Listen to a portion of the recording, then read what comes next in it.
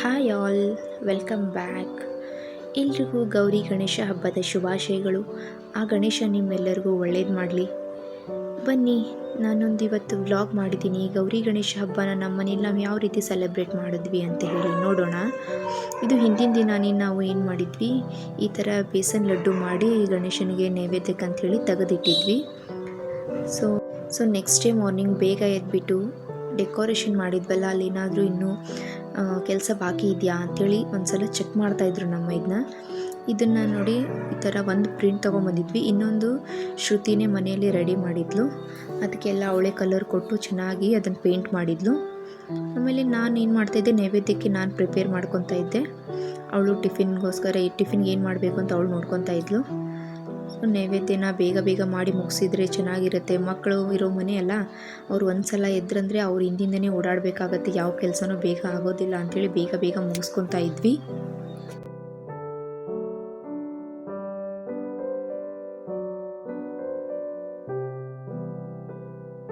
So ಇದೆಲ್ಲ ಆದಮೇಲೆ ಯಾಕೋ ಒಂದು ಸ್ವಲ್ಪ ಟೀ ಕುಡಿಬೇಕು ಅನ್ನಿಸ್ತಾ ಇತ್ತು. ಸೊ ಟೀ ಬ್ರೇಕ್ ತೊಗೊಂಡೆ.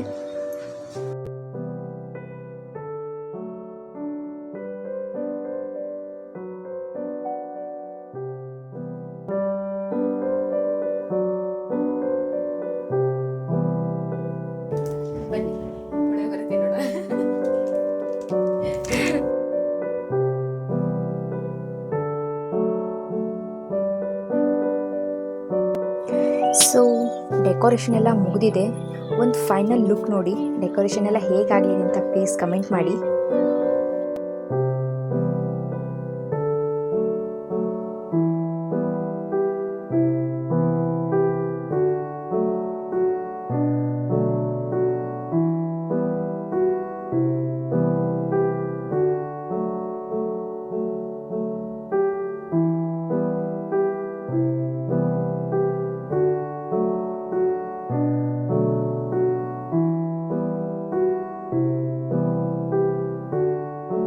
ಸೊ ಗಣೇಶನ ತಗೊಂಡು ಬಂದರು. ಗಣಪತಿ ಬಪ್ಪ ಮೋರ್ಯ, ಮಂಗಲ್ಮೂರ್ತಿ ಮೋರ್ಯ.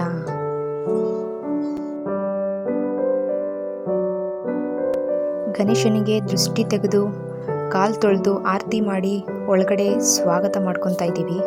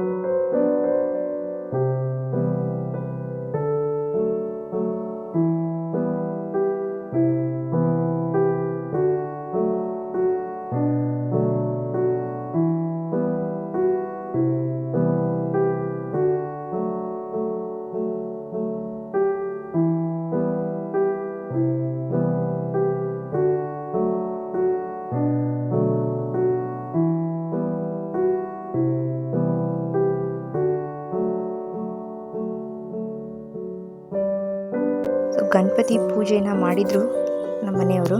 ಅದಾದಮೇಲೆ ಎಲ್ಲರೂ ಸೇರಿ ಗಣಪತಿಗೆ ಮಂಗಳಾರತಿ ಎಲ್ಲ ಹಾಡಿ ಧೂಪ ದೀಪ ಎಲ್ಲ ಹಚ್ಚಿ ಪೂಜೆ ಮಾಡಿದ್ವಿ.